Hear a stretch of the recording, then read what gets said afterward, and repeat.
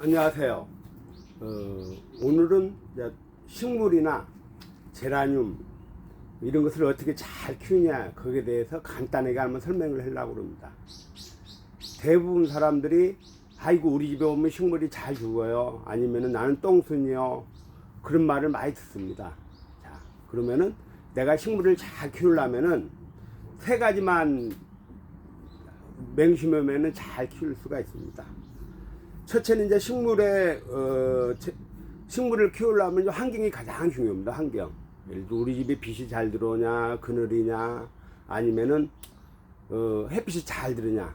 거기에 따라서 내가 식물을 어떤 것을 키울 거냐 미리 정해야 됩니다. 예를 들어 우리 집에 햇빛이 안 들어오고 뭐 반지하다 그런 데서는 꽃피는 식물을 키우기는 굉장히 어렵습니다. 그러면은 환경을 조성해 줘야 됩니다. 어떻게? 전등을 달아주든지 아니면은 LED 등을 달아주든지 그렇게 조치를 취해야지 꽃이 자랄 수가 있습니다. 만약에 우리 집에 그늘을 지고 좀 햇빛이 덜 들은다, 그런 것들은 어떻게 키우냐? 관엽식물을 키워야 됩니다. 이파리 보는 관엽식물. 잎이 큰 것들은 대부분 햇빛을 조금 받아도 잘 자랍니다. 그런데 이런 뭐 제라늄이나 뭐 꽃 피는 것들을 키우기는 굉장히 힘듭니다. 자, 그 다음에 가장 그게 이제 환경을 가장 중요하고, 그 다음에 두 번째는 뭐냐면은 식물의 특성을 이해를 해야 됩니다. 예를 들어 얘가 햇빛을 좋아하는 거냐, 아니면은 그늘에서 잘 자란 거냐, 아니면 햇빛을 많이 받아야지 꽃이 잘 피냐, 아니면 조금 받아도 꽃이 피냐, 그거를 알아야 하려면 식물에 대한 특성을 알아야 됩니다. 그러면은 요즘에는 검색이 잘 돼 있습니다. 예를 들어 네이버나 다음에서 뭐 식물에 대한 이름을 치면은 거기에 대한 원산지가 나올 겁니다. 예를 들어 제라늄 원산지가 뭐 예를 들어 아프리카다, 그러면 건조하고 서늘한 기후에서 잘 자라구나. 그러면은 이제 제라늄 같은 경우는 햇빛도 좀 받고 꽃이 피니까, 그리고 건조하고 또 서늘한 기후에서 잘 자라구나. 또 온도가 높고 고온 다습하면은 살기가 힘드니까 그때는 시원하게 해줘야 되겠구나. 그렇게 생각을 하시면 됩니다.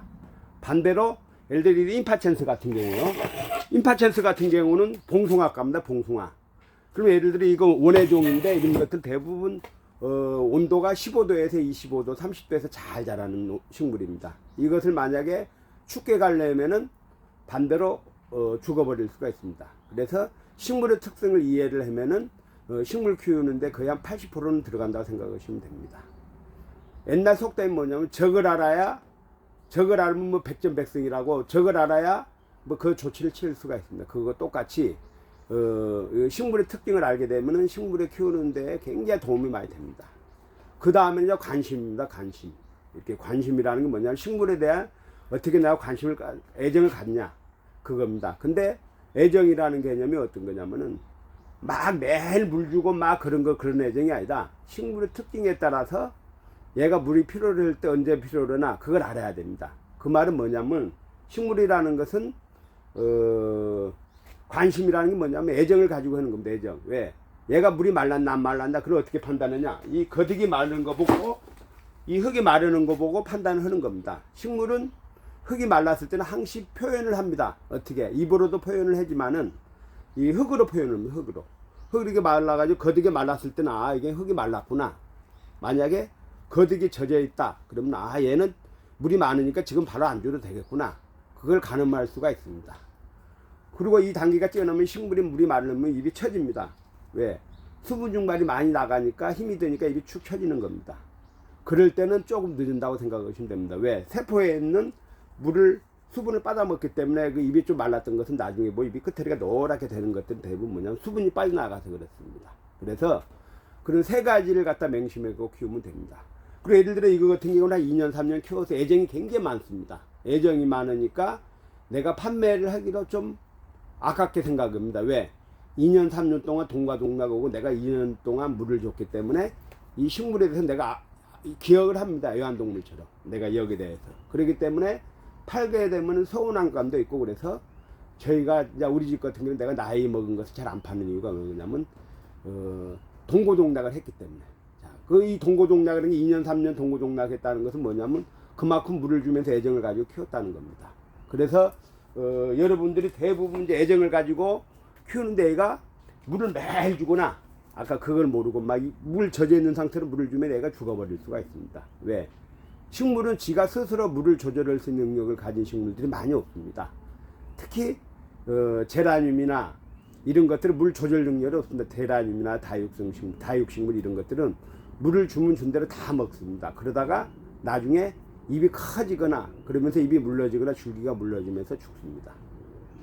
고무나무나 열대지방에서 나온 식물들은 물을 많이 주되 자기가 스스로 물을 조절할 능력이 있는데, 왜?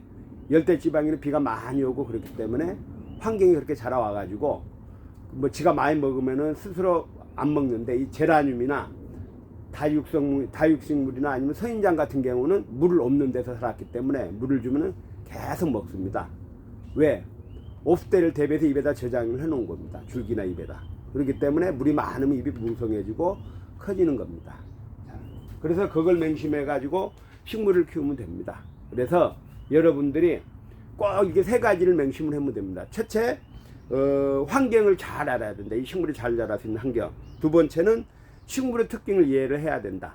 세 번째는 관심을 가져야 된다. 지나친 관심은 식물에 독이 되고 사람도 마찬가지입니다. 이게 식물에 관심을 가지고 애정을 가지고 식물을 키우다 보면은 멋지게 식물이 자랄 수가 있습니다. 그리고 1년, 2년이 아니다. 뭐 5년, 10년, 15년까지 자랄 수가 있습니다.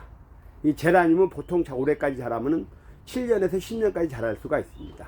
자, 그래서 여러분들도 올해까지 키우고 그런 것을 한번 해보면 좋겠습니다. 자, 이상입니다.